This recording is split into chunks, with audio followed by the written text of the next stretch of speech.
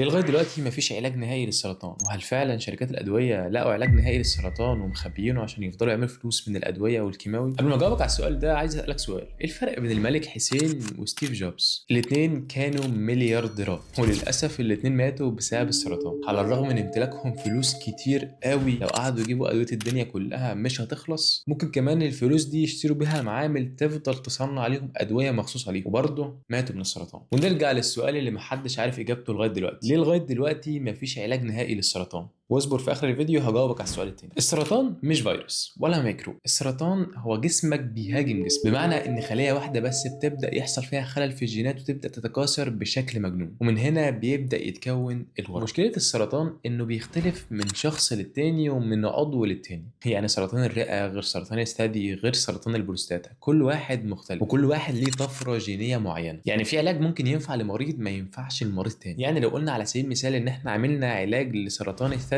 ممكن ينفع مع مريض وما ينفعش مع مريض تاني، لان زي ما قلت لك الطفره الجينيه بتختلف من شخص للتاني ومن عضو للتاني. عشان كده العلاج الكيماوي اللي بيتعالج بيه مرضى السرطان دلوقتي بيضرب كل حاجه، بيهاجم كل الخلايا اللي بتنقسم، سواء بقى خلايا الورم، خلايا الجلد، او خلايا الشعر. اي خلايا في الجسم بتنقسم بسرعه الكيماوي بيضربها، والكيماوي هنا ما بيقدرش يفرق ما بين الخلايا الصحيه والخلايا السرطانيه. عشان كده المريض بتلاقيه بيضعف وشعره بيقع مع الوقت. والكيماوي علشان ما حدش ينخض من الاسم، ده عباره عن مضاد حيوي، دواء زي اللي انت بتاخده لما بيجي لك اي عدوى بكتيريه، هو نفس المضاد الحيوي بس كورس مكثف شويه. وطبيعي اي ادويه انت بتاخدها زياده عن اللزوم بتضر جسمك، ده حتى المسكنات اللي هي اصلا بتسكن الالم لو انت قعدت تاخدها ممكن تضر الكليه بتاعتك. نرجع بقى للسؤال بتاعنا، هل الشركات فعلا لقت علاج نهائي للسرطان ومخبيه؟ ما هو بالعقل كده لو هم مخبيين العلاج بتاعهم كان الاولى ان هم يعالجوا الناس اللي معاهم فلوس كتير، وكان اللي هيكتشف العلاج بتاع السرطان كان زمانه دلوقتي اغنى من اغنى راجل في العالم. وبالفعل دلوقتي كل شركات الادويه بتتسابق في سباق انها تلاقي اول علاج للسرطان. ده حتى روسيا لما اكتشفت علاج الانتيروميكس اللي هو عباره عن كيماوي بس بيضرب الخلايا السرطانيه بس، عاملين ضجه دلوقتي على النت والناس كلها مستنيه النتائج بتاعته. وكنت قلت لكم قبل كده ان النتائج بتاعت التجارب السريريه الثانيه والثالثه هتبدا تظهر السنه الجايه، هنامل ساعتها ان النتائج تبقى مبشره، لان العلاج ده هيقضي على 80% من السرطان، وان شاء الله لو نجح هيفتح باب كبير لشركات الادويه وهيبقى امل كبير لمرضى السرطان حوالين العالم. عايزك تطمن اي مريض تعرفه ان العلاج كده كده هيكتشف مع الوقت، في ناس بتنجو من المرض ده لو لحقته بدري، والعلاج فعلا بيجيب نتيجه مع ناس. الفكره لو انت اتاخرت في العلاج